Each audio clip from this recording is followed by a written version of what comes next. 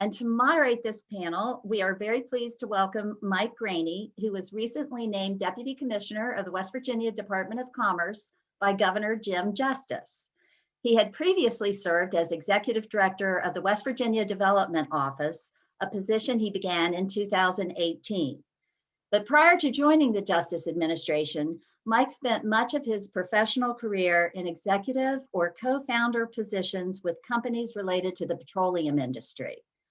From 1991 to 2015, he was president of One Stop, a chain of convenience stores based in West Virginia. He's a member of numerous professional organizations related to the oil and gas industry, a member of the Governor's Natural Gas Vehicle Task Force, and he's involved in many civic and philanthropic organizations. And as someone who has successfully started and grown businesses, Mike Graney brings his own hard-won experience and perspective to this panel. Mike, welcome back to day 2 of the Venture Fair, and thank you for moderating this discussion. And thank you very much. I appreciate that. And as you said, I consider myself a recovering entrepreneur at this point after 2.5 years in state government. This entrepreneur panel is about lessons learned, best practices, and words of wisdom. And so let me quickly introduce everyone, and then we'll get to some questions. Kate Nichols. Kate Nichols lives in Morgantown and has spent most of her career in the consumer products industry.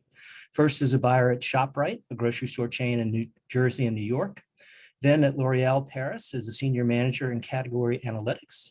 She eventually moved from New York back home to Pittsburgh for a role with Red Bull, where she led national sales. She now serves as global GM for Sazerac Inc. Prior to COVID, Kate spent an average of 220 days on the road for work.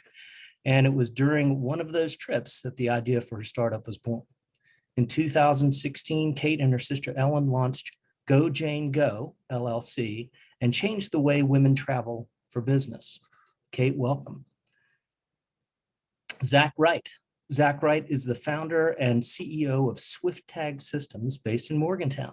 SwiftTag melds technology and medical research together to manage an organization's small animal research logistics.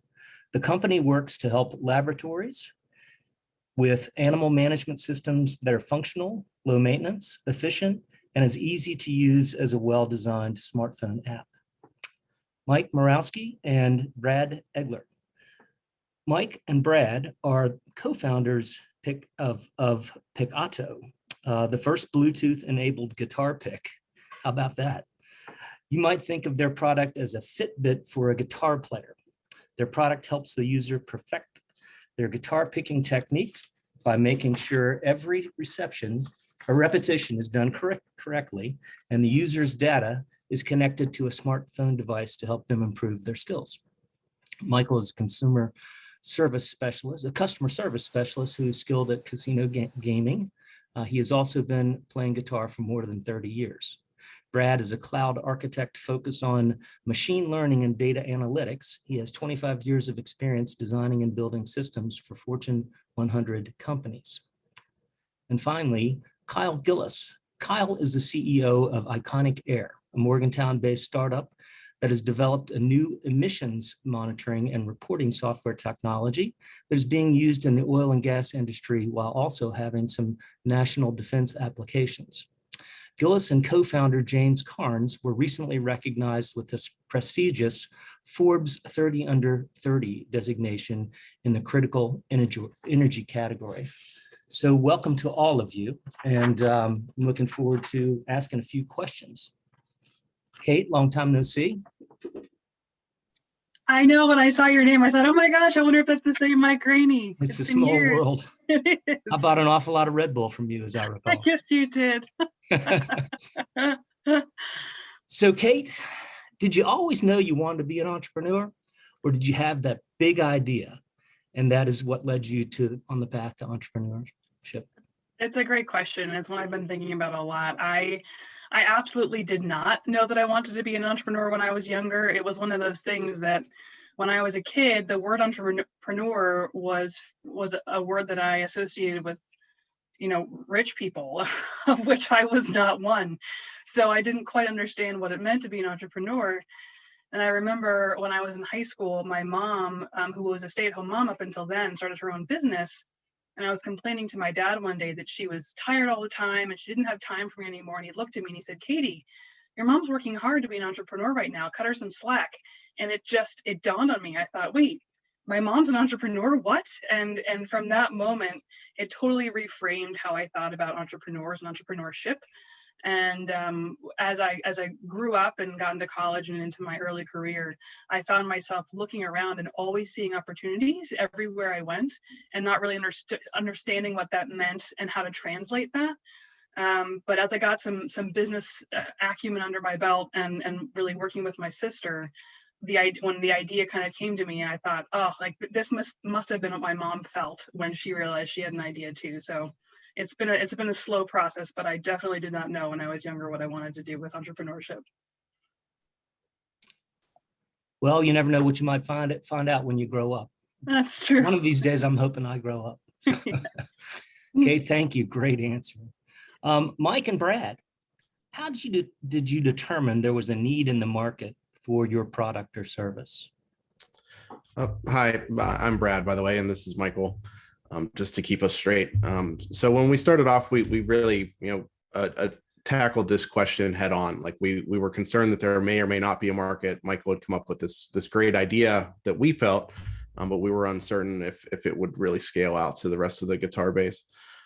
So what we did is we sat down and we built a prototype with kind of off the shelf components, something that was not really to the scale that we were looking to achieve. Obviously, a guitar pick is around 2 to 2.5 millimeters in thickness, and the best we could do was around 4 or 6 millimeters, which is slightly uncomfortable to play as a guitarist. We took the time to write some software to integrate with that pick, and got something that was minimally viable enough that we could take it to the largest music convention in the world and see what happened from there. So we actually got a booth at the North American Music Merchants Convention in Anaheim, California. We figured that we would put these prototypes in the hands of some of the most skilled guitarists in the world, because there's tens and tens of thousands of people here, and let them tell us what they think. And Brad and I decided, hey, if we get positive feedback, we're probably going to move forward here. And if it's not good, this might where we call it quits. So we asked these players, hey, what do you think of this? What more do you want to see on this? What would you pay for this? Do you understand what we're going? So these guitarists were able to play these prototypes at our booth, see their stats showing up on a screen, and see everything that's going on, as well as all the passersby. So this got us a lot of people talking about us, and we were able to ask a lot of questions. And we felt that was our best way to really get out into the field. And with the great positive feedback we received, Brad and I decided to move forward. Great answer. Wow. And how intelligent to actually take your product to the market and have those customers tell you what they really thought of it. So, well done. Zach, good to see you again. Have you gone down one path only to be directed by the market to go another direction? Or how have potential customers influenced your product and its development? Yeah, this is a great question for entrepreneurs, especially when they first start, because this is something I feel like I experience every single day, or every time I talk to a customer. It feels like you're pivoting, whether it's minor or major, or whether it's the product that you're changing, or the market segment that you're changing, or anything like that. And the customers are pushing you in all these directions. And really, you need to just figure out exactly what they need, and you're on this search pretty much all the time, trying to hit that milestone that is product market fit. And really, we've changed the products multiple times. We have multiple products. There's one specific instance where, I can kind of put my finger on where I actually felt completely different in a customer meeting, as far as what product market fit would feel like. And I had spent maybe 3 months. We piloted one of our products, and then we put a proposal in front of them, and the price is too high and all this stuff. We have this other product that we put in their hands and piloted for 3 weeks. And, they just disregarded the one that was, in there for 3 months and said, oh, we really don't need that. But whatever we have to pay for this new one, that's what we need. We have to do it. We just need it. And like, we just need it was where I figured out the difference between, what you need to provide to your customer. It takes so much to get to that phrase, but I think that's the specific time where, all these little pivots, whether it's minor changes in your product or not, kind of come to fruition. Obviously, that's not the end. You got to sell it to a bunch of people after that and make sure that the market still wants it. But yeah, so I'd say it's an everyday thing. So constant evolution of your product, depending on what your customer tells you they need. Pretty nice when the customer says, oh, by the way, I don't care what you charge me for that. Yeah, exactly. So well done. Kyle, good to see you again. Have you taken advantage of West Virginia's network of assistance providers, and how have they helped you and your business? Awesome. Appreciate the question, Mike. I don't think you could have asked anyone else a better question than this one right here. This is something I often talk about inside and outside the state every chance I get. I believe personally that West Virginia is kind of going through a golden era between 2020 and 2050 with remote internet, with internet accessibility, Starlink coming to the state, remote worker programs, and what we're kind of talking about today, the startup and small business infrastructure, kind of the pipeline of, how do we get companies moving in the right direction from idea stage all the way through venture capital. And we've, our company, Iconic Air, has taken advantage of this from before we were Iconic Air, when we were Iconic EDU, when we were slinging STEM kits and trying to better understand that market.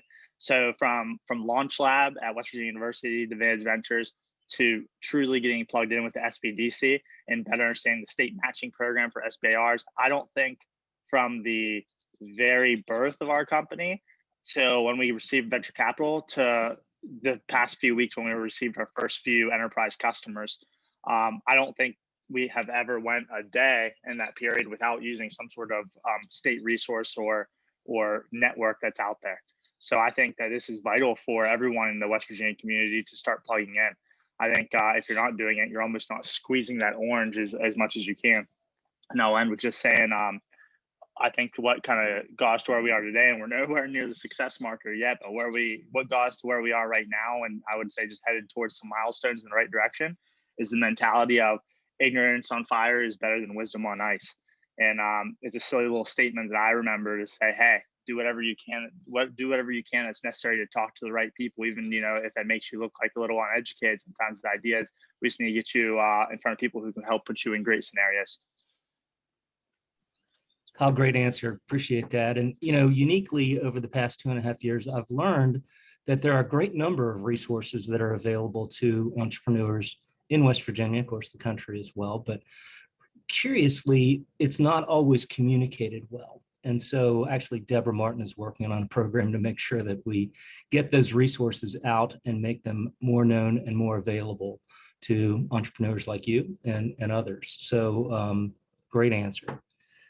So you each may have comments that you'd like to make about questions that were not asked of you, and I'm happy for you to do that. But let's ask a question of the entire group, and Kate, we'll go back and start with you. How about this one? Where and how did you get your first investment? And did you find it difficult asking for money? Now, I already know the answer to this because I know you don't find it difficult to ask for the sale, but you got to give us an answer on that one, please. Yes. So our first investment came from Alpha Lab, which is a accelerator up in Pittsburgh.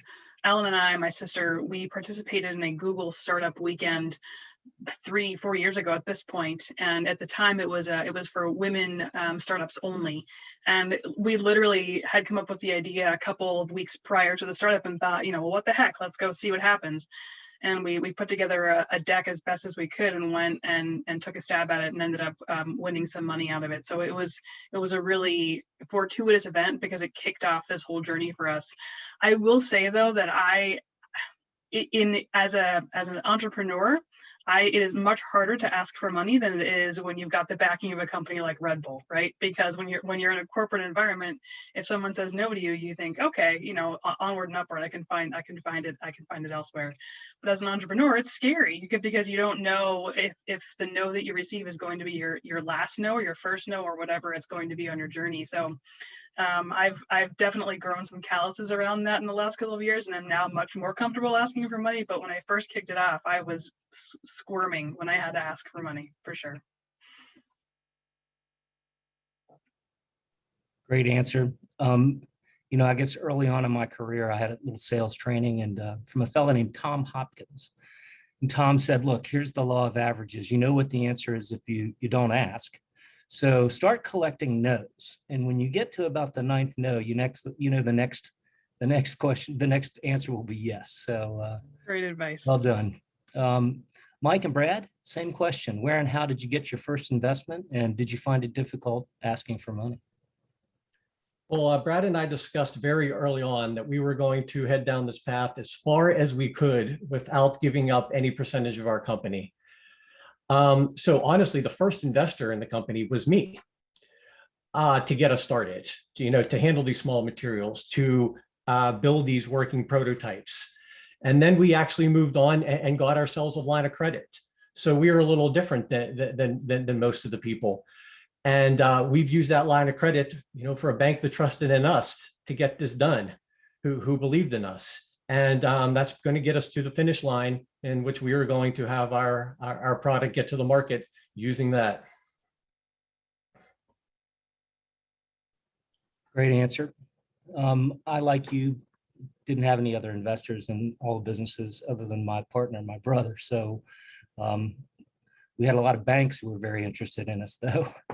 So, and believe me, I have no trouble asking anyone for money if I think they have money in their pocket. So if that's you. I like it. Zach, same question. Where and how did you get your first investment? And did you find it difficult asking for the money? Yeah, I didn't. Yeah, so my first investment, I actually had the copy of Launch Lab. It was like the very beginning of Launch Lab, and I was completely naive to entrepreneurship at the time. And they have the resources that were just budding there and kind of blossoming over the next few years. It took a long time to graduate, so I didn't really dive 100% into my business then. But I think it was a couple $1,000s there of grant funding to help us, do some market research. And really, it wasn't really the investment of dollars that helped us in that case. It was the investment of their time to help me learn about this whole startup process and what it is and what I should be doing at that time to figure out, rather than just making a product, what do I need to do to make sure that this works and is successful? And luckily for me, I had a period of, 5 years that I had of my education left where I could slowly figure out how to grow this rather than just, taking a big investment all at once and my naive self at that time, trying to grow a company. So Launch Lab was crucial for that. And then, we did a bunch of pitch competitions and things like that in different places, and grant funding from the state of West Virginia as well, all came in. And then, before our first big investment. Thanks, Zach. Great perspective. Kyle, same question. Yeah, for sure. And I would say, since I mentioned Launch Lab earlier, I'd say my story is not that much different than Zach's. We started out truly with $0, and we were in there pitching ideas at first, right? Which eventually blossomed into enough money to make a small product. And then we went national. We started pitching in national competitions in every place we possibly could to get money. We ended up getting our first check in the door from Dorm Room Fund, which is a group out of Philadelphia. So I got a loud bird out here on the porch. But $20,000 in the door from Dorm Room Fund. We got a few grants from National Science Foundation. Then we won our first Air Force contract. Then, we were very thankful. Kevin Combs came in and Country Roads Angel Network for about $135K investment there. So in all, we did about 200 non-dilutive and then a few hundred investor, venture backed. But I would say at the end of the day, my message would be very different now. I would say that we would still would have taken that money regardless. But the idea is if you just work hard to get a minimal viable product and get your first few customers, you're going to have that investors knocking at your door trying to throw money into your money truck that you're moving down the street. Like the idea is that you should be this ambitious company that's going to change something that we do in the world, whether it's from guitars to how people monitor emissions. And if you do that correctly and you gain that first 1 or 2 customers, I promise you, after we started to do that and correctly started, working some different PR outlets, we were fortunate enough to have, 10, 20, 30 investors nationally, internationally coming and wanting to give you money, right? Without even necessarily hearing the full pitch. So you go from like struggling and like begging someone to pitch, right? And like doing anything you can to get them to give you money. So you gain a few customers, they actually hear from other people, and it creates this FOMO effect. People have this fear of missing the next 10x, 20x, 1000x company. So I'd say my piece of advice, just start getting customers. Great answer, Kyle. So let's ask one more sort of group question that everyone can answer, and let's change it up. Kyle, you're on a roll here. Let you go first this time. What do you wish someone had told you about starting or running your business before you went down a certain path? Yeah, and Mike, I'm just gonna be upfront with this. I'm from Wheeling, Mozart Meadows. Anyone who knows where that's at, I'm very buck the system. I'm pretty much your classic case of entrepreneur. My co-founder James is the one who actually keeps us on the rails and making payroll. But basically, and Carrie can vouch for that. Arian probably can too. But just kind of putting it up here. It's in my mind, it's what I wish I knew was that nobody knows more than you. You think that you get put in this world and there's all these experts and all these investors. And I think that was very intimidating at first. You walk in and you're like seeking approval from people and asking for their money and asking them to kind of give you a head nod of approval. And when in fact, these people often are not experts in your industry. They often have no idea what, maybe the biggest barrier is your communication of creating that FOMO effect. But to me, learning that these people don't know, and you, if you're doing your job and talking to hundreds and hundreds and hundreds of people every year in your industry to understand what you can do to build a better product and solve a massive pain point of theirs, you should be able to confidently walk into these rooms and hold your head high and know that you are telling them how things are working. Not from a demanding standpoint of wanting money, but just telling them how the industry is going. What insights do you have? So yeah, I would say that's a freeing thought to know that you can come out the gate and actually be the one with the vision. I love that.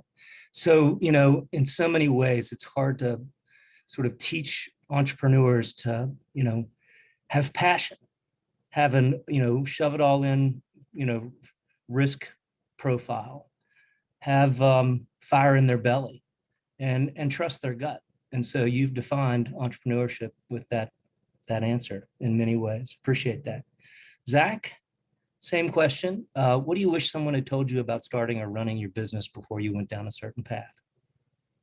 Yeah, so I mean, this one's kind of simple for me. And it's like I knew it, but I didn't trust it, or I was distracted at the time. But really, you should just, in my mind, if I just get as close to you as you can to selling your product before you make it.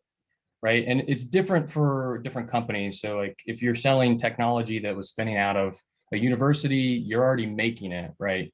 But you don't have to make the end product. And in fact, I would argue you don't want to. Right. Because I do a lot of software development. I have so much software that I've written, thousands of lines of code that no one will ever touch or see because it doesn't do anything that a customer wants or will pay for. That's the bigger aspect of it. So really, there are a lot of methods to try to sell your product before you've made it. You can do pre-sales, stuff like that. But whatever I could have done from that point, get even contracts in place. You can get contracts, letters of interest, are a step before that. But you can say, if I make this, will you buy it? And they sign the line. And, that gets you investment as well. And it doesn't waste any of your time building a bunch of different things that, end up, in your garage, in the back in a box, because you put so much time into them. But yeah. And then also in that same vein, this is with talking to the same people, find that niche group of customers that are willing to talk to you and give you their advice and really collaborate and help make your product, right? Because those are the early adopters in that phase. And those are the ones that are going to help sell it basically to the rest of the industry and tell you what you need to build. So it seems easier than it really is in real life. But yeah, that's basically it. Zach, great answer. As I reflect back on my career, I will sort of admit that I've always learned more from my failures than my successes. So appreciate that. Michael and Brad, same question. So embarking on this journey, you know that there's going to be hurdles and walls you're going to hit. What I wish someone would have told me was, first of all, how many of these hurdles were going to be coming, and the fact that these aren't 1 week or 2 weeks to get by. These hurdles take 3, 4, 5 months to get by, sometimes even longer. So I wish I would have had a better understanding of maybe the actual time frame that it was going to need to get by all these roadblocks that we run into, because that was definitely a surprise to me. How many and how long? And if I were to add on to that, I mean, I think coming into this, we knew that building something at our scale was going to be complicated. I don't think we realized how few people in the world are actually capable of creating what we were looking for. And we were truly blessed to be, connected with the Center for Applied Research and Technology based out of Bluefield, run by Bruce Mutter and his team. He'll be on the next panel, I believe. We wouldn't be anywhere near where we are today without their help and their support and the work they did for us. Also, we like to add in, it was Guy Peduto we hooked up with earlier on at Inova, actually got us over to CART. So we weren't able to comment on the being able to take advantage of the network that West Virginia have, but we wanted to at least mention the names that helped us out in West Virginia, that got us to where we are today. Their help, we would never be where we're at now. Great answer. Validation for taking advantage of the many resources available in West Virginia for entrepreneurship. Appreciate that. Kate, wrap up with you, but before you answer, let's, I think we're going to have a little time for, to open up questions. And Joe, I think maybe you can help manage that if we've got some questions that have been teed up, but other participants in the webinar should ask some questions and direct them to Joe. So Kate, same question. This one was tough because there are so many things I wish I had known when I first started this endeavor. But if I had to narrow it down to one thing, I would say that, and it's something that I'm still learning, is the devil is in the details. And as an entrepreneur, you often feel like you just don't have time to handle so many of the little details, but it is those little things that can sink you or cost you money in the long run. And an example I'll give is when Ellen and I first started, we needed somebody to help us create our MVP. And we went to a couple of different agencies and ended up going with an agency that was recommended to us. And so we didn't take the time to vet the agency because it came to us recommended. And we realized too late that they did not have the right understanding of what we needed because they just didn't work in the technology that we were looking to base our app in or on. And so we spent a lot of money that we didn't have and that we didn't need to spend in order to make a mistake. So as a recovering perfectionist, it was really hard to learn the lesson that mistakes happen and you can learn from them. But truly, what's great about the entrepreneurial community, especially in West Virginia, is that every time I have reached out to ask a question of a fellow entrepreneur, they always make the time to say, how can I help? So kind of dovetailing with the devil's in the details, use the community in which you find yourself because we are all trying to help each other. Wow, great answer. Thank you, Kate. I really appreciate that. So Joe, do we have any questions in the Q&A box? And if we don't, I've probably got a couple I can ask. Yeah, we've got one question here. And guys, as we're wrapping up here, feel free to ask any questions and I will ask them to the panelists for you. So here's our first question. How important was business planning to your endeavors? What tools did you use and which ones have emerged that you would have used? Fire at will. So I'll go ahead. I'll go ahead and take that. So like the first tool I think that LaunchLab introduced us to is the business model canvas. And I think it's pretty widespread. I'll say before I finish this, the business plan was never read again after we first made it. And it has not been even close to what it looks like at that point in time, because it should always, I mean, it will always be changing depending on what you're making. But, you know, the business model canvas is great and business planning is great because it gives you a structure to think about how this will and whether it could work in the future. And that structure is crucial because so many people will spend so much time trying to figure out what they want to make or how to make it. And, you know, just something little like in the details, I think that you were talking about, Kate, like if you don't think about one specific thing, it completely could crush your idea and the concept. It could be something like regulation, like how are we even allowed to sell this in these particular scenarios or things like that. But yeah, it's crucial because it helps you look forward and kind of anticipate barriers and things that are going to come along, as well as plan those partnerships and distribution partnerships, manufacturing partnerships, all sorts of things like that to move forward. Yeah. Great answer. Who else would like to comment on that? Well, we do have a Hey, couple Dawson. other. Okay, go ahead, Kyle. I just toss in one piece on top of, I think what Zach said is spot on, and that was awesome. I think that it is totally dependent on what type of company you're making and at what stage you're at. For example, if you're spinning out a university deep technology, you might need something completely different, right? An investor or someone might want to see that you have a fully fleshed out business plan or something that shows that you thought through supply chain stuff. If you're just starting a consumer product or an app or something, I would definitely say to stick with just the business model canvas, right? Our business, I feel like has changed 20 times from the start, right? In small pivots and big pivots. And I think if you just stick to bullet points and literally just make it that at first until you land on something that's getting a little bit of traction, it'll probably save you a lot of time and a lot of time where you were convincing yourself you're working on the business, but you're really just typing a Word document. So that's just my quick take. Great. And we have another question here. What was your experience in hiring your first employee? Does anybody have any employees that they would like to talk about their first experience with that? I'll hop in on this one.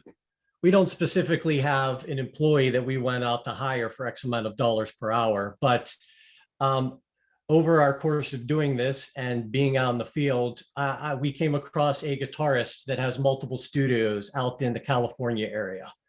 Now, we consider him an employee, and he got wind of our product and says, hey, I want this for all my guitar students. They should have this. I can track what they're doing throughout the week instead of them lying to me and their parents about them practicing.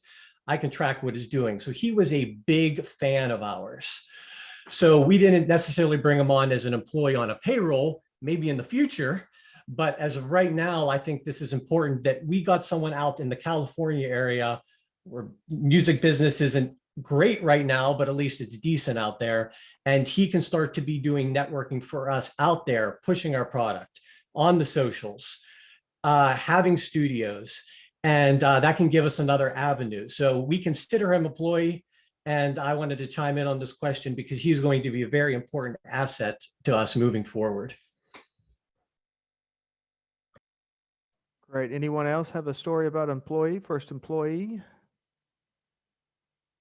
All right, I can actually chime in on that. So not necessarily an employee, but it could be, you know, our first one was really like a contract basis.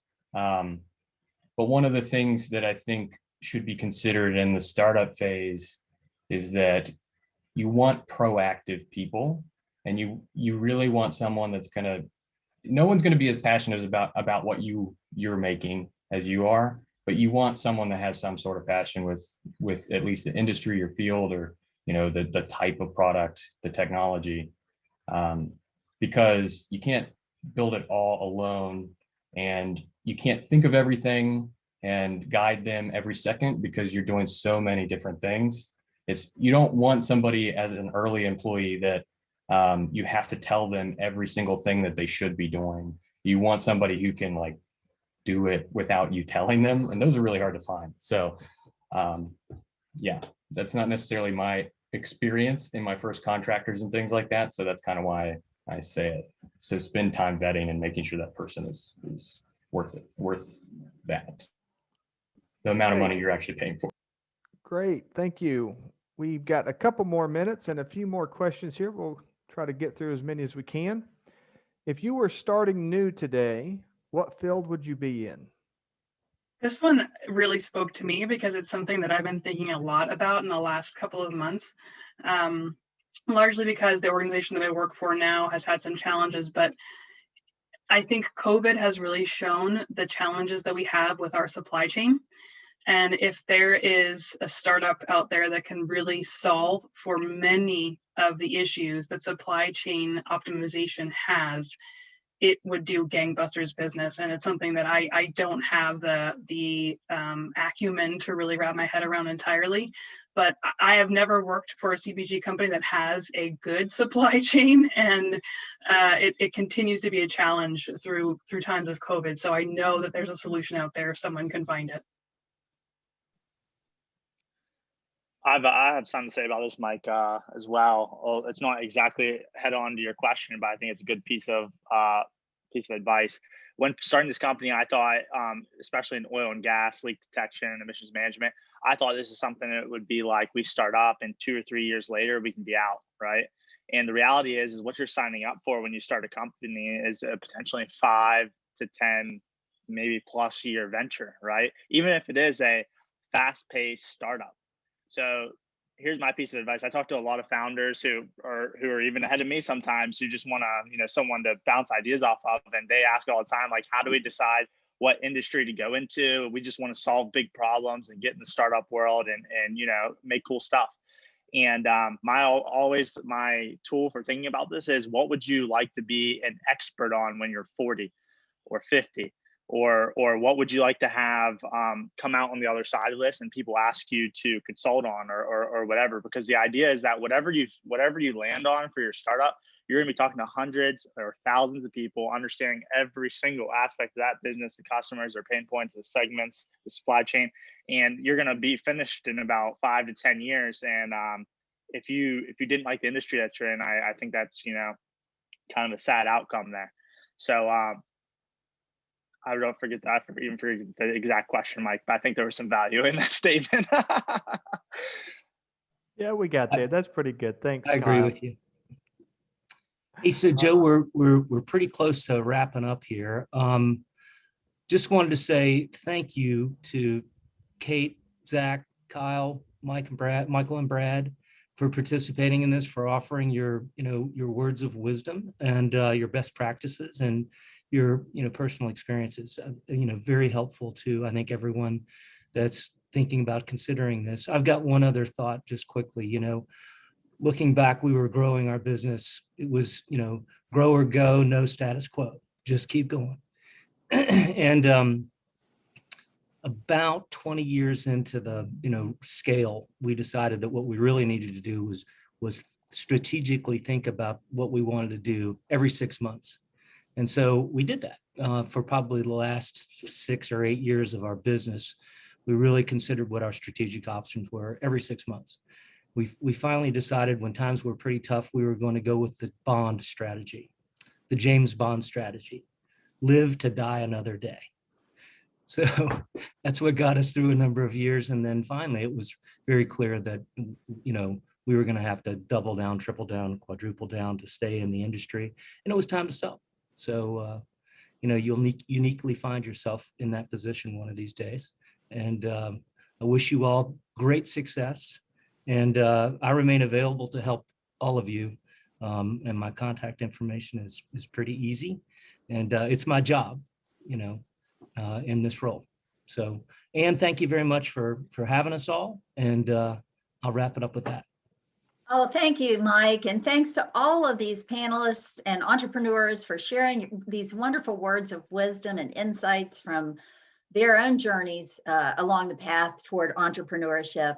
I want to just put a plug in here too to say that for more information about how you can integrate and network with 3 Steps to Startup, please visit the 3 Steps to Startup website.